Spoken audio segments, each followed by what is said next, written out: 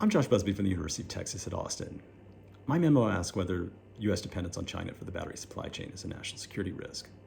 I started out the memo with a review of China's domination of the battery supply chain, and I then explore whether this constitutes a national security risk and what to do about it. Now, the Biden administration clearly thinks this is a national security risk. This is the logic that motivated the early executive order 14017 in 2021 on supply chain risks. I quote a DoD official who lays out what the administration is worried about. Quote, the United States is highly reliant on adversarial sources for all the materials required for these batteries, unquote. The specific concern is that China might try to use its domination of this space for coercive leverage by restricting exports, which would make it harder for the U.S. to make weapons that increasingly use batteries in a variety of military applications. I review whether China might be willing to use the battery supply chain for coercive leverage and whether such efforts would be effective. Now, China has demonstrated its willingness to use its advantage in minerals before, notably vis-a-vis Japan in 2010-2011 over rare earths. More recently, China has threatened to restrict exports of gallium and germanium this summer. Now, whether these efforts are likely to be effective is another story. Despite its heavy reliance on China, Japan was able to develop alternatives to reduce its dependence on Chinese rare earths exports. The impact was limited. And in the battery space, the impact may be more muted, as say, compared to fossil fuel exports, because the impact of any restrictions won't show up in immediate reductions in energy supplies.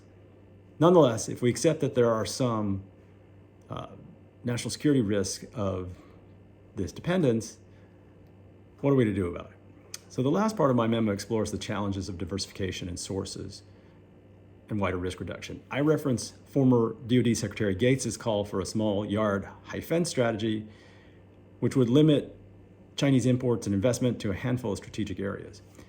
However, if we're adding batteries to the strategic areas that where restrictions ought to apply, we're potentially expanding the size of the yard. And this, in this case, could slow down and make more expensive the clean energy transition. Now, in other areas, say in semiconductors, there are high-end capabilities where the U.S. is trying to ring fence and protect the semiconductor space from either Chinese interference, as in Taiwan, or prevent China from gaining new capabilities, as in Dutch lithography capability, leaving most sort of commercial semiconductor to be imported into the U.S. without problem. Now, in the battery space, it isn't clear that there's a distinction between batteries for military purposes or high-end capabilities and those for the commercial sector. And the strategy of the U.S. government is to standardize DoD battery needs with the commercial sector. Again, this sounds like there won't be a clear distinction between high-capacity batteries for military purposes and those for civilian purposes. And in the civilian side, I give a variety of examples where Chinese firms are partnering with U.S. companies or seeking to invest in the U.S. market to take advantage of the tax credits under the Inflation Reduction Act, either the EV tax credits or the production tax credits. And the sense in the commercial space is that Chinese firms are more advanced in their knowledge of how to make batteries, and we're going to need both know-how and inputs from China, at least in the short run, if ambitious scale-up of batteries in vehicles and storage are to proceed. So while vigorous development of onshore and ally shoring of minerals and batteries are welcome, it may be challenging to ring fence the battery space fully from Chinese involvement without undermining the clean energy transition itself.